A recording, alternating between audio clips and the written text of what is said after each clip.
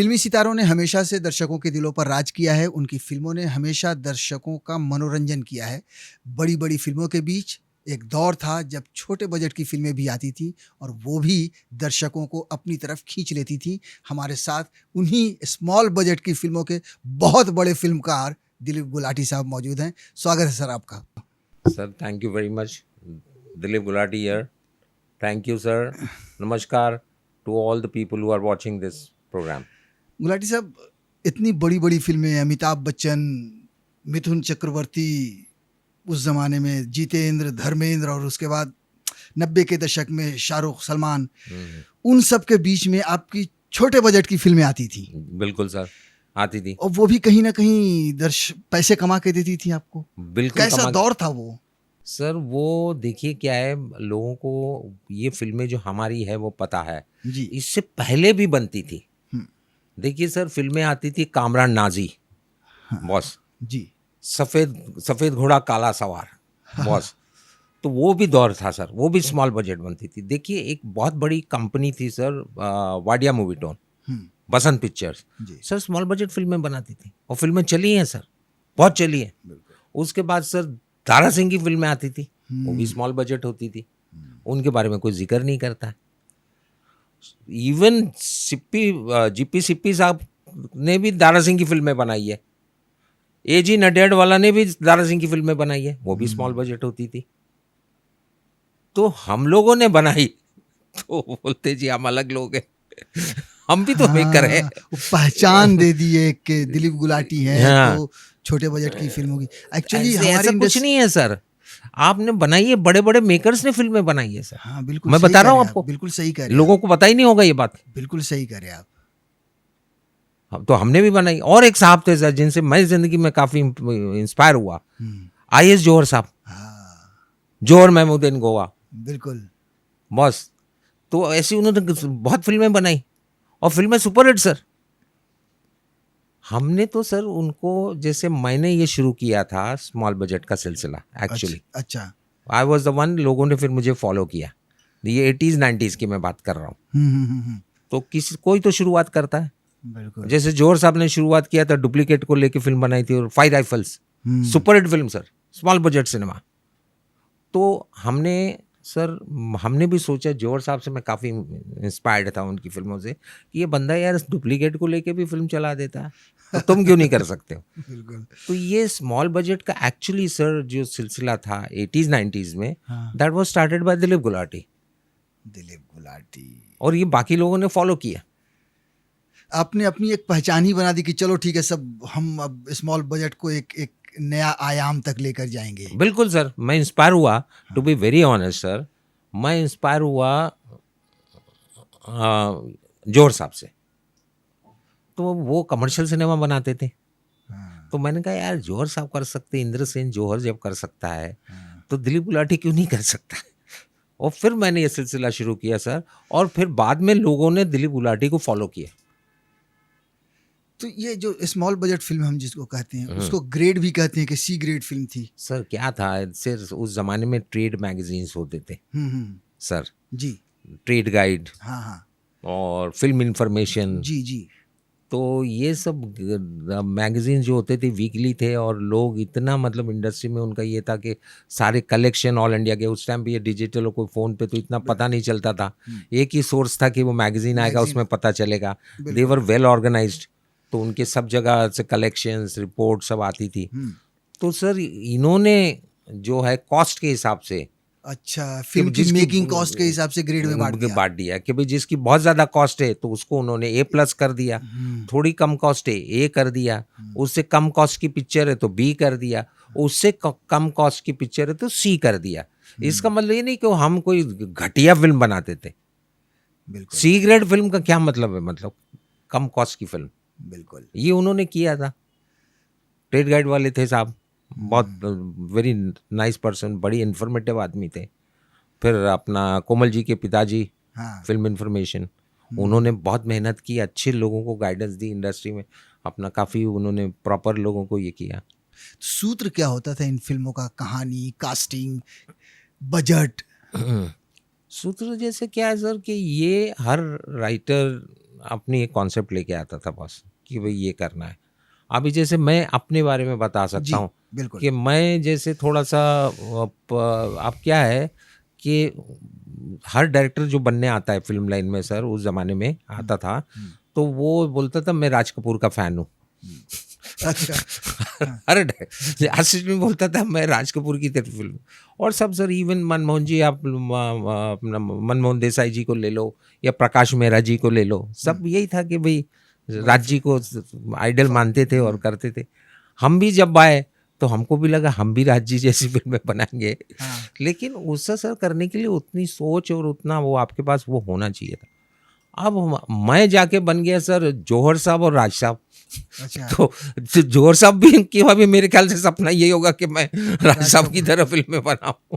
तो वैसे ही था, हमने वो वही सोच रख के कॉस्ट को कंट्रोल कर दिया। हुँ, और फिर उसमें हिंदी सिनेमा पुराना बहुत देखा हुआ था, पता था क्या बना है, स्टंट फिल्में मालूम थी, हुँ, मारामारी की फिल्में होती थी सर, तलवारबाजी, ये वो सारा। रंजन एक एक्टर थे, उनकी भी स्मॉल बजट फिल्में बनती थी बॉस, लेकिन फिल्में चलती थी boss. Jairaj, boss Jairaj actor थे। हुँ, हुँ, तो वो सारा सर करके वहाँ से इंग्लिश सिनेमा बहुत देखते थे, हुँ, अपना सेवन समुराई और ये सारी फिल्में सर। अच्छा, हाँ, ये सब फिल्में भी मैं अपनी बात कर रहा हूँ, फिल्में सब देखता था और उनसे भी इंस्पायर होते थे कि भाई क्या करना चाहिए, कैसे क्या हम इसको अपने इसमें ले सकते हैं। तो इस तरह का सिलसिला था सर।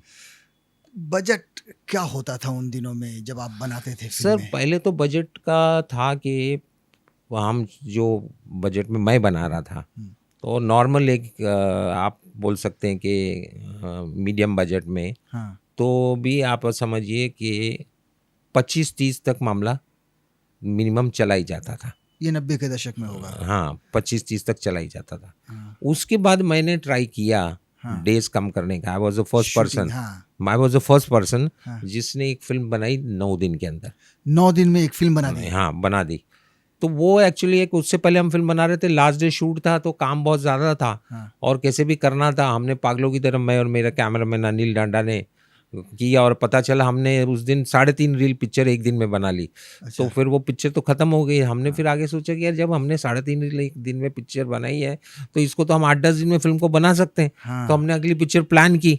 एक दिन का प्रैक्टिकल एक्सपीरियंस था हमको आउटपुट का। जी, तो हमने की और वो पिक्चर हमारी वो पिक्चर हमने 8 दिन में बना दी। 8 दिन में फ़िल्म बना जब दी। वो फ़िल्म बना के रिलीज़ बनी, हाँ, तो मार्केट में थोड़ी वो हुई, क्या अपना गपशप। गपशप हुआ। हुँ, तो बोले कि जी नहीं, वो तो क्या है कि बेवकूफ़ बनाता है दिलीप गुलाटी, 8 दिन में फ़िल्म बनती है क्या? नहीं है हाँ, वो। फिर बोले जी कि नहीं भई वाक़ई 8 दिन में बनी है, हमने काम भी किया उस पिक्चर में और टेक्नीशियन लोगों ने भी कुछ बोला। हुँ, बोले न चलेगी थोड़ी, 8 दिन की फ़िल्म चलती है क्या? तो सर वो पिक्चर चल गई।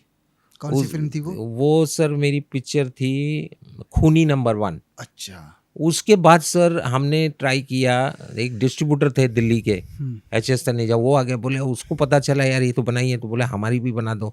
तो हमने उसकी फ़िल्म बना दी जिम्बो, अच्छा, वो 9 दिन में बनाई। वो बोला यार एक गाना और ऐड कर दो तो एक दिन और शूटिंग कर लें। मैं ठीक है। एक गाना एक दिन में शूट। हाँ, हाँ, तो वो पिक्चर भी चल गई। अच्छा, फिर भी लोगों को ये नहीं था। जब मैंने तीसरी पिक्चर बनाई सर, तब जाके लोगों को यकीन हुआ कि यार 8 दिन में फ़िल्म बन रही है। फिर तो सर ऐसे लोग 8 दिन 10 दिन में फ़िल्में बनाने लगे। फिर लोगों ने प्लान करना शुरू किया, वो हमारे कॉमन टेक्नीशियंस को पकड़ना शुरू किया, उनको कि यार कैसे होगा, क्या होगा?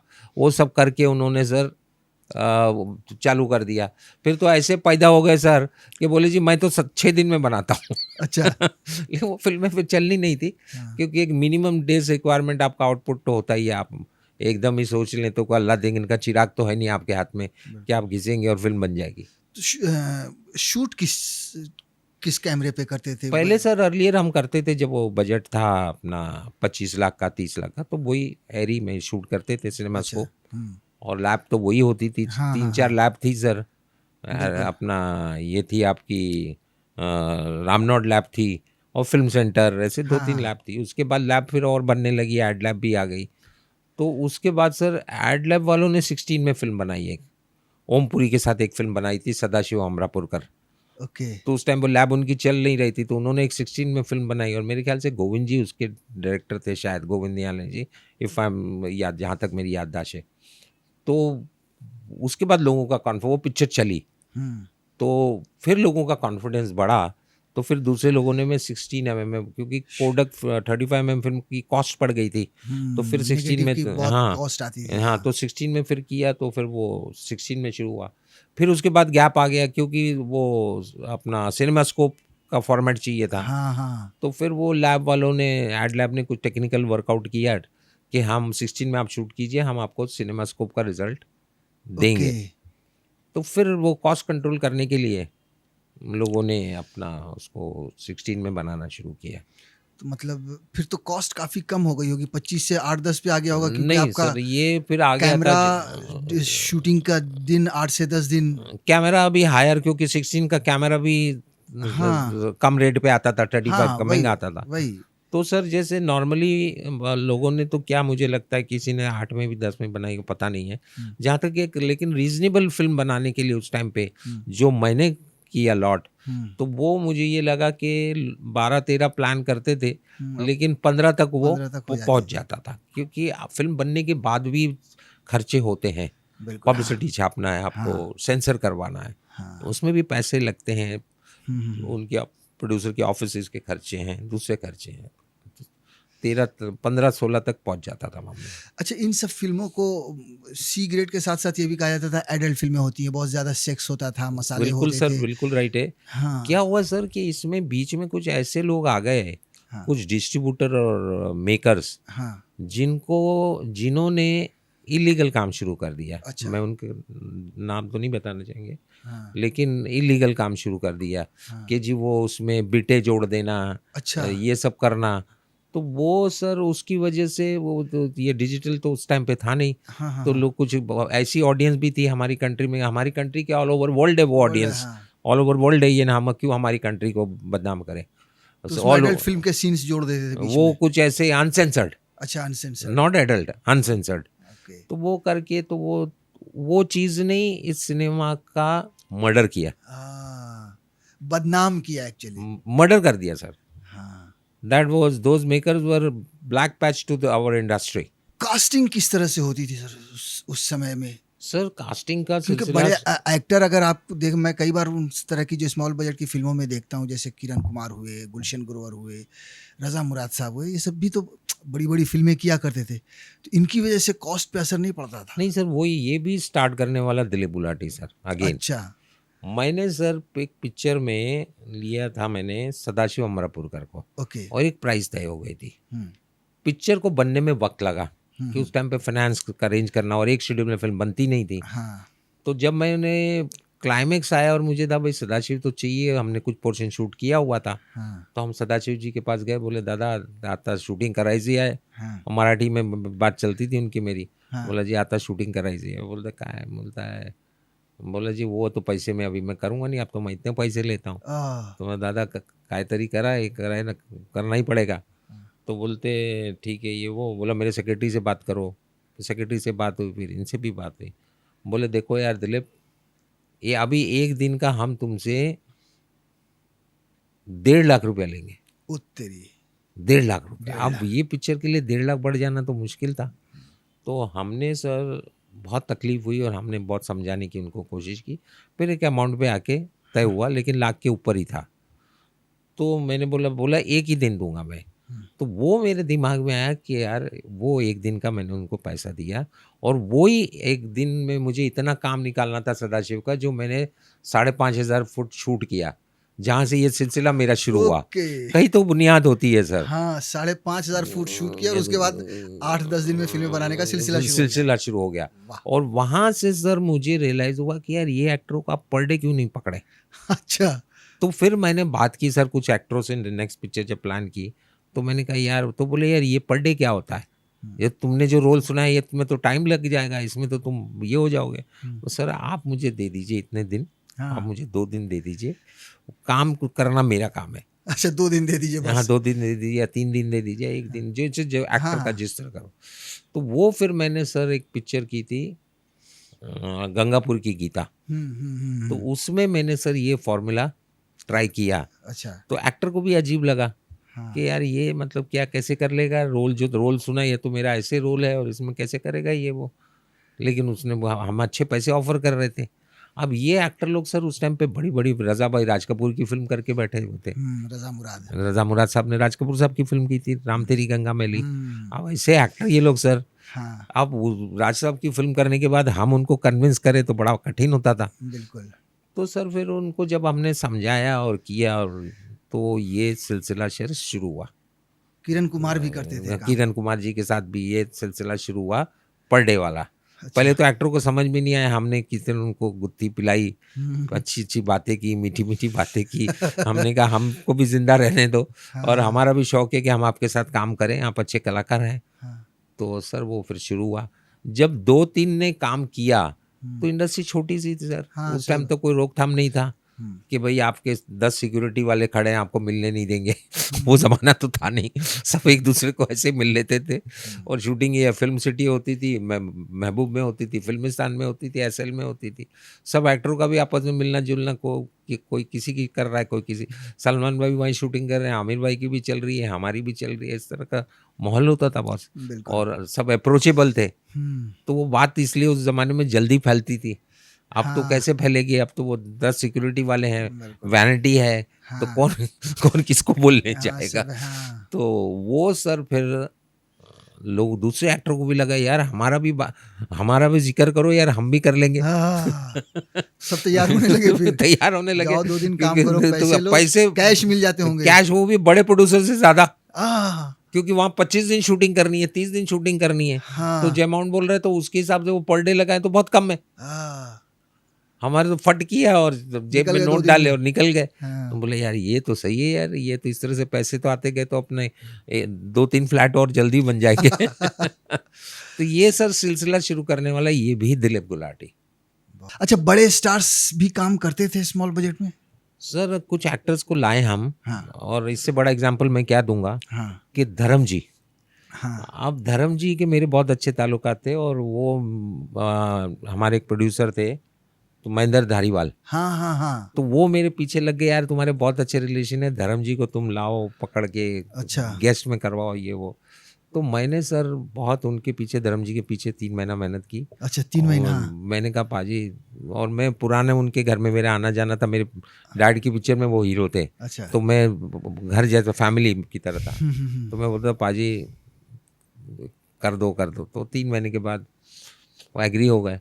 तो सर उस टाइम पे मैं अभी फिगर तो नहीं कहूँगा, लेकिन बहुत हम- जैसे वो उस टाइम पे जो पैसे ले रहे थे हाँ, उसके 1/4 में वो आ गए। अच्छा, और पर डे? अपना पर डे वाले ब्रैकेट में। अच्छा, तो जो पूरी पिक्चर का पैकेज लेते थे हाँ, उसके 25% में मैंने उनको कन्विंस कर दिया बस। अच्छा, तो वो पिक्चर बनी सर, वो पिक्चर गीता मेरा नाम, हाँ, हाँ, द रिवेंज, गीता मेरा नाम। तो वो रज़ाबाई ये वगैरह सब थे उसमें। तो सर वो गूफी पेंटल साहब वगैरह सब, शहजाद खान। तो वो सर ऐसी पिक्चर मतलब बिकी प्राइस पे। हाँ, तो पता चला जितने स्मॉल प्रोड्यूसर से इनको पता चला यार ये गुलाटी धर्मेंद्र को ले आया है। तो पता चला सब पैसे लेके पहुंच गए धर्म जी के घर पे। धर्म जी हमारी भी कर दो, हमारी भी कर दो। और धर्म जी को शायद उस टाइम पे लगा होगा ये अच्छा 2-4 दिन करो पैसे मिल जाते। तो फिर कुछ फिल्में बाकी लोगों ने भी बनाई, पर डे के हिसाब लेकिन से, हाँ, हाँ, लेकिन वो ढंग की नहीं बना। फिर किसी ने गलत उनके हाँ, साथ शॉर्ट वॉट डाल के हाँ, प्रोड्यूसर ने किया उसको, फिर बहुत सुना के बाद में सनी ने बहुत पिटाई विटाई भी की, पता नहीं हकीकत क्या है, अच्छा, तो ऐसे सुना था। तो धर्म जी ने बाद में मना कर दिया, तो फिर मैंने तो कभी बाद में उन्हें कहा ही नहीं करने के लिए। तो सर धर्म जी को भी मैं वो पर डे में मैं, तो वो भी शुरुआत करने वाला दिलीप गुलाटी। तो बहुत कुछ कंट्रीब्यूट किया इस इंडस्ट्री के लिए सर, हमेशा नई नई चीज़ें सोच के बहुत करते रहे। बहुत बढ़िया। तो मतलब हम ये कहें कि हीरो हीरोइन जो मेन होते होंगे वो नए ले लिए हाँ सस्ते में, हाँ और उसके बाद इनको पर डे पे जो नोन आर्टिस्ट हैं उनको पर डे पे ले लिया। हाँ।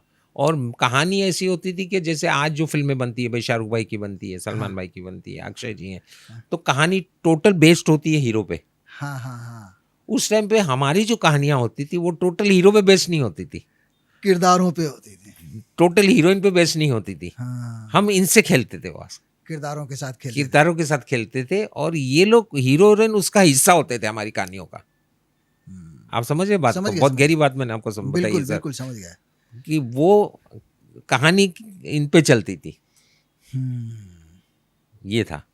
एडल्ट का जो ठप्पा लगा स्मॉल बजट की फिल्मों पे, ये कब से शुरू हुआ, और कुछ अलग थिएटर इनके लिए होते थे रिलीज करने के लिए? सर सिंगल स्क्रीन था सर। सिंगल हाँ स्क्रीन में देखिए क्या है सर, अभी अपना जी आप ले लो मेरठ। हाँ अब मेरठ में जी, यहाँ पे जी मेरठ में 2 सिनेमा थी या 3 सिनेमा है, सपोज उस जमाने की बात हाँ कर रहा हाँ हूँ, हाँ 3 सिनेमा है। हाँ तो जी वो डिस्ट्रीब्यूटर के पास जाएगा, थिएटर वाला हाँ बुकर जो है, हाँ। दिल्ली जाएगा, भागीरथ पैलेस गली में घुसेगा, अच्छा, तो वो पता चला जी, कोशिश करेगा अमिताभ की फिल्म मेरे यहाँ पे लग जाए, बिल्कुल हाँ जी, धर्मेंद्र की लग जाए। लग जाए। अब उसको जी अमिताभ की फिल्म मिल गई, हाँ। किसी को, एक को धर्मेंद्र की मिल गई, अब तीसरे बेचारे को नहीं मिली क्योंकि वो 2, अब वो क्या करेगा? वो दिलीप अब इधर गुलाटी के लिए धर्मेंद्र की पिक्चर लगी है, उधर अमिताभ की लगी है, अब उसको चला तो बोलेगा जी दिलीप गुलाटी की फिल्म में लेता हूँ।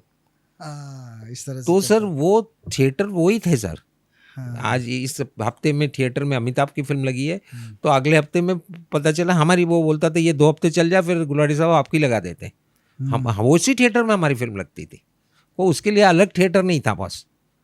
और ये जो ये हुआ कि जैसे आपने पूछा एडल्ट फिल्म का कोई अलग सिनेमा नहीं था, वही सिनेमा था जहां अमिताभ की फिल्म लगती थी, वहीं दिलीप गुलाटी की फिल्म लगती थी। लेकिन ये बीच में जो इन्होंने वो सिलसिला शुरू किया, कुछ मेकर्स जो थे स्मॉल बजट वाले, इन लोगों ने क्या है वो पोन और ये सब डालना शुरू किया, गैर कानूनी काम किए, उसकी वजह से सर वो थिएटर बदनाम भी होता बदनाम हुए, हाँ और इंडस्ट्री को भी का जो भी ये नाम सिनेमा जो चल रहा था उसका भी इन्होंने आस्ते आस्ते जहर दे के उसको मार दिया। हम कहें। अच्छा, आदर्श नगर इसका एक हब हुआ करता था, बहुत सारे फिल्म मेकर्स स्मॉल बजट की फिल्मों के आदर्श नगर में रहते थे। अब हैं, अब फिल्में बन रही हैं, अब अगर ख़त्म हुई तो क्यों ख़त्म हुई? सर यही है ना सर, क्योंकि देखिए मेन तो क्या है, आदर्श नगर उस टाइम पे एक तो था कि अंधेरी से हाँ कॉर्पोरेट सब इधर आ गया था अंधेरी में, हाँ बस आस्ते आस्ते यशराज आ गया था, हाँ। ऐसे 3-4 बड़ी बड़ी कंपनीज यहाँ आ गई थी, इरोज आ गई थी। हीरोज आ गई थी, तो और भी 3-4 कंपनियाँ यहाँ आ गई थी। हाँ, तो उसमें ये हुआ कि film line is shifting from Bandra to Andheri. Andheri. अच्छा, पहले industry was like more in Bandra, बैंड रहा। हाँ तो फिर वो इधर आ गई बॉस। हाँ तो बीच में थोड़ा गैप रहा जूहू का, लेकिन जूहू मोर ऑफ रेसिडेंशियल रहा, हाँ हाँ हाँ। कमर्शियल नहीं रहा, तो यहाँ आ गए बॉस। तो ये सर यहाँ आने के बाद सर नियरेस्ट था आदर्श नगर। हाँ। आदर्श नगर वॉज वो गवर्नमेंट की जगह थी, और वो सब किराए कम, और उसमें तो कम बजट वाले, तो वो लोग क्या करेंगे, उनको भी एक दफ्तर चाहिए, बैठक चाहिए, तो वो फिर इधर माड़ा में अपना ये आदर्श नगर में सबके दफ्तर थे, हाँ तो किराए पे ले लिया, ये कर लिया, वो कर ले करके यहाँ से ऑपरेट करते थे। तो वो सर मेन जो बंद होने का जो रीज़न है सर, कि ये जो कुछ मेकर्स ने जो जिनके पास सोच नहीं थी सर, ग्लैमर राज साहब ने भी दिखाया है, बिल्कुल। राज साहब ने नहीं दिखाया ये नहीं है, राज कपूर ने भी ग्लैमर दिखाया, लेकिन सर वो दिखाने का एक तरीका होता है, तो वो जो तरीके से आप दिखाते तो सेंसर भी उसको पास करता है, सेंसर आपका दुश्मन नहीं है बॉस। लेकिन इन लोगों ने सर घटिया तरीके से डाली चीज़ें जो सेंसर ज़िंदगी में पास नहीं करने वाला था, और उसमें सब इन पे केसेस हो गए, बैन हो गए, वो करके फिर वो ये सिनेमाई और इधर कॉर्पोरेट डेवलप कर ही रहा था, हाँ हाँ हाँ। कॉर्पोरेट भी आगे बढ़ने की कोशिश कर रहा था, कॉर्पोरेट के पास फंड्स भी थे, तो वो राइज होता गया, ये फॉल होता गया, और वो फिर जाके ज़ीरो पे आ गया। जीरो पे आ गया। अब क्या करते हैं वो सब मेकर्स? बहुत सारे होंगे सर सब देखिए, पता आप नहीं। तो फिल्म बना रहे हैं, हमें पता है, आपने सर, इंसाफ द जस्टिस भी बनाया, न्याय द जस्टिस, न्याय द जस्टिस सुशांत सिंह राजपूत पे, लेकिन उस पे हम बात करेंगे। उससे पहले ये जानना ज़रूरी है कि अब वो सब जो फिल्म मेकर्स थे जो 8 दिन 10 दिन में स्मॉल बजट की या सी ग्रेड की या जो भी फिल्में बनाते थे, वो अब कहाँ हैं, क्या कर रहे हैं? सर सब अपना कुछ तो कहीं गायब हो गए हैं। अच्छा। गायब हो गए मतलब मार्केट में नहीं है तो पता नहीं है कहाँ होंगे, तो यहीं कहीं। और अब वो जो उनके पास जो काबिलियत थी हाँ। वो उतनी थी, अच्छा, वो खत्म चीज़ हो गए। खत्म हो गई, तो वो भी बेचारे खत्म हो गए। अच्छा, बात करते हैं आपकी न्याय द जस्टिस।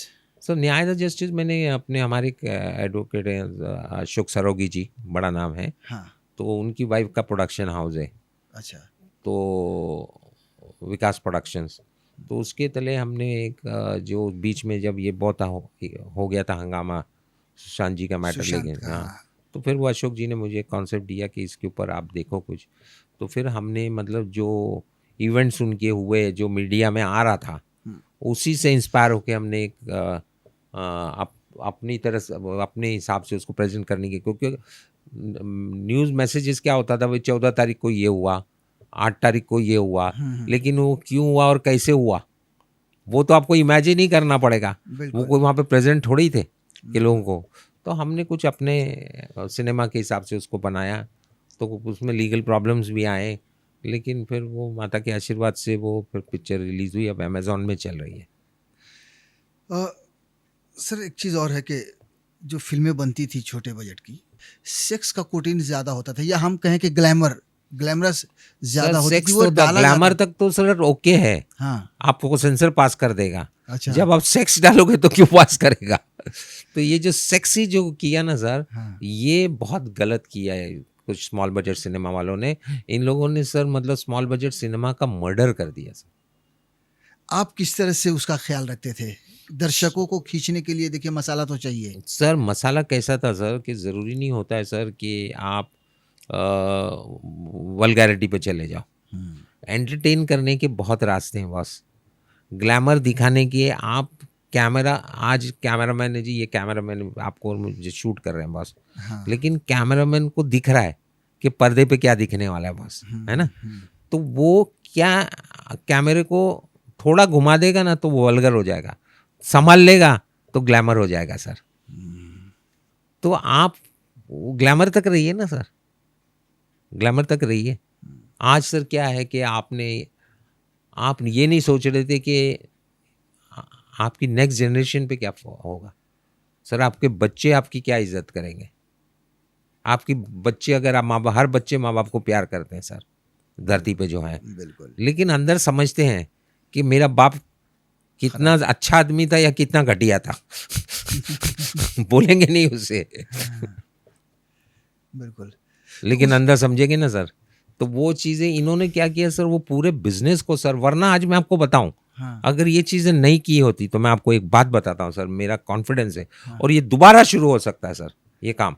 दोबारा शुरू हो सकता है, अब तो बहुत सारे प्लेटफ़ॉर्म है, सर डिजिटल मैं है ज आपको बताऊं कि अगर ये नहीं किया होता इन्होंने गंदगी, हुँ, तो सर कॉरपोरेट आपको जोड़ता अपने साथ, हुँ, और अब सर वो वक्त मुझे ऐसा उम्मीद है कि शायद कॉरपोरेट इतना बात को समझे। हाँ, और मैं बताऊं सर कि जो अभी आपको भी पता ही है बॉलीवुड का भी कैसे चल रहा हुँ, है सर, वापस एक 15 लाख की फिल्म तो नहीं मैं कहूँगा, लेकिन एक आज के हिसाब से जो बजट मतलब कंट्रोल हो सकता है हुँ, उसमें सर सिनेमा बनेगा, और सिनेमा बना लेना इज नॉट अचीवमेंट, वो सिनेमा चलना,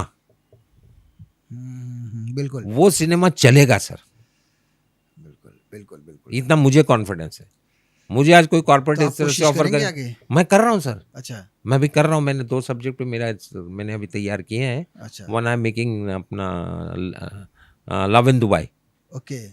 कि जो बच्चे बाहर जाते हैं और कैसे स्ट्रगल करके अपने आप को खड़ा करते हैं बस, हुँ, हुँ, हुँ, और जैसे हमारे बाहर जब जाते हैं तो दुनिया भर के लोग उनके को मिलते हैं सर, वहाँ पे आपको दूसरी कंट्रीज़ के लोग भी मिलते हैं, हुँ, तो उनके आपस में रिश्ते क्या हैं, हुँ, जैसे आज अगर कोई दुबई में है तो फिलीपींस के साथ उसका कैसा है, और दूसरे चाइनीज़ के साथ कैसा है, तो वो जो सबको मिलना होता है सर, हुँ। वो एक अलग ही रिलेशनशिप होती है बस, और कितना स्ट्रगल है कैसे इस्टेब्लिश करते हैं वो सब यूथ के ऊपर है। और एक मैं प्लान कर रहा हूँ जुगाड़, अच्छा, तो वो भी है कि 90s के एक्टर्स के साथ मैं प्लान कर रहा हूँ सर, कि वो जो लोग कुछ नहीं कर रहे हैं अच्छा, तो वो कुछ प्लान करते हैं, द लास्ट स्ट्राइक। अच्छा, द लास्ट ट्राई। ये देखते हैं क्या होता है, तो ट्राई अच्छा, कर रहा हूँ एक मीडियोकर बजट में, हाँ, 2-4 जगह बातचीत चल रही है, हुँ। देखो गॉड इज ग्रेट। तो उस समय कितने स्क्रीन्स पर लगती थी ये स्मॉल बजट की फ़िल्में और अगर फ़िल्म चली तो क्या प्रॉफ़िट रेशियो सर मैं होता आपको था? बताऊं उस टाइम पे डिस्ट्रीब्यूटरों ने अच्छे पैसे कमाए बॉस, अच्छा, इधर क्या था कि वो लोग 6 लाख 7 लाख 5 लाख में फिल्म को खरीद लेते थे हाँ। बस 5-6 का था ये फिल्मों का 7 लाख तक। तो वो सर बिजनेस करते थे उस जमाने में सर, जैसे दिल्ली यूपी में 35 लाख 40 लाख का बिजनेस। ओके। अगर आप रेशियो आज देखो सर, हाँ। तो ये बड़े स्टारों की फिल्मों का इतना रिटर्न नहीं होगा, इन्वेस्टमेंट के उसमें आप देखो हाँ बॉस। हाँ हाँ। अगर और इन्वेस्टमेंट के फ्लॉप हिसाब होने का डर बहुत कम रहता होगा क्योंकि बहुत छोटे बजट की फिल्म है। सर क्या है, एक फिल्म में नरम गई बॉस तो क्या है 5 लाख टूट गया, हाँ। इससे ज्यादा टूटता नहीं था, अच्छा। वो दूसरी में कवर हो जाता था। अच्छा, फिर एडवांटेज क्या था कि कुछ ब्रांड्स थे, तो आपकी जो ये ट्रेड मैगजीन्स होती थी, फिल्म इंफॉर्मेशन, कंप्लीट हाँ, सिनेमा हाँ, भी आ गया था, हाँ। और ट्रेड गाइड, हाँ। इसमें आपने ऐड दिया बॉस तो वो सारे एग्जीबिटर डिस्ट्रीब्यूटर के पास पहुंच जाता था, अच्छा रिस्पांस आया, पता चलता था आपकी पिक्चर शुरू हुई नहीं, आपकी पिक्चर बिक जाती थी और आपको फंड्स आने शुरू हो तो जाते इस थे। तरह स्मॉल बजट की फिल्मों के लिए भी डिस्ट्रीब्यूटर्स आ जाते थे पहले ही। बिल्कुल सर, बिल्कुल ओके। फोन करते थे सर, अब राय देते थे यार ऐसा कुछ बनाओ दिलीप जी, हम इंटरेस्टेड है। तो कितने प्रिंट पे आते थे रिलीज? सर ये क्या होता था, जैसे अक्सर ये इन फिल्मों का उस ज़माने में मैं आपको बताऊं कि मिनिमम 6-7 प्रिंट तो वो लोग पहले निकाल लेते थे। अच्छा। 6-7 प्रिंटें निकाल लेते थे, उससे वो फिर घुमाते थे। घुमाते थे अलग हाँ, अलग और जगह पे, अलग अलग हाँ, टाइम पे और रिलीज इधर करते जैसे थे। ही पहले हफ्ता लगा और रिस्पॉन्स अच्छा आ गया हाँ। तो 2-3 प्रिंट और ऑर्डर कर दिया, ओके। तो इस तरह चलता था। थोड़ी और बड़ी पिक्चर होती तो फिर 10-12 प्रिंट निकाल लेते थे, ओके। क्योंकि प्रिंट की कॉस्ट होती थी उसमें। प्रिंट की कॉस्ट होती थी। हाँ हाँ। जो फिल्में होती थी, अगर हम पूछे उस जमाने में एक्टर या स्टार्स या हीरो हीरोइन कौन थे नामी गिरामी इन फिल्मों के, खासतौर से स्मॉल बजट की? सर कोई भी नहीं था, अच्छा। कोई भी नहीं था। वो कुछ वो 3X वाले थे, उनका नाम मैं लेना नहीं चाहूँगा, अच्छा। बाकी कोई भी नहीं था सर। ओके। तो वो कंटेंट के हिसाब से या मेकर के हिसाब से क्योंकि वो मैंने बनती जितनी थी? भी फिल्में बनाई तो मेरी कहानियां रिवॉल्व करती थी कैरेक्टर एक्टरों पे। तो आपने कितनी फिल्म बनाई गुलाटी साहब? मेरी सर 50 के ऊपर हो गई हैं। अच्छा, याद भी नहीं, मतलब इतना हाँ है, इतनी सबके बना डाली। बुकलेट्स हैं सर, मेरे को याद करके नाम बोलने पड़ते हैं। अच्छा। फिर मेरे सर बीच में कुछ यहाँ फिल्मों का ये थोड़ा मामला ठंडा हुआ था, हाँ। तो एक मेरे प्रोड्यूसर थे, उनकी फिल्म, मैंने हिंदी फिल्म बनाई थी कवर पेज, अच्छा। तो उन्होंने मुझे बुला लिया। वो एक्चुअली गुजराती फिल्म के प्रोड्यूसर थे, हाँ। तो बड़ौदा के सुरेश भाई ठक्कर, तो उन्होंने मुझे बुला लिया, तो उनकी पिक्चर श्रेष्ठ मैंने भारत पर की, खबरों से जुड़े रहने के तारे लिए मारे चैनल पीछे को गोरी, सब्सक्राइब और चंदन लाइक राठौर, करें, हितेन बेल आइकन कुमार दबाएं और और देखते रहें श्रेष्ठ फिरोज ईरानी। भारत। वो पिक्चर सुपर हिट हो गई सर, तो मैंने 12-13 गुजराती फिल्में कर दी। अरे वाह। तारे मारे पीछे वो भी गोरी, छोटी, वो भी स्मॉल बजट में? एक रीजनेबल बजट अच्छा, होती थी। हाँ, इससे ज़्यादा होती थी हिंदी की जो फिल्में, उससे कब कॉस्ट ज़्यादा होती थी। तारे मारे पीछे गोरी, कोई नो सिंदूर कोई ना माते, सासरिये लीला लहर चे, जैसे मैंने कर दी। उसके बाद सर फिर बीच में किसी ने मेरे को अप्रोच किया भोजपुरी, अच्छा। तो भैया भोजपुरी मैंने हम है जोड़ी नंबर 1, रानी चटर्जी, रवि किशन, इस तरह से मैंने 10-12 भोजपुरी फिल्में कर दी। अरे वाह, मतलब कुछ ना कुछ करते रहे। चलिए, बहुत अच्छी बात है। बहुत बहुत शुक्रिया सर, हमसे बात करने के लिए आपने इतना समय दिया। Thank you very much. Love to all my viewers, thank you.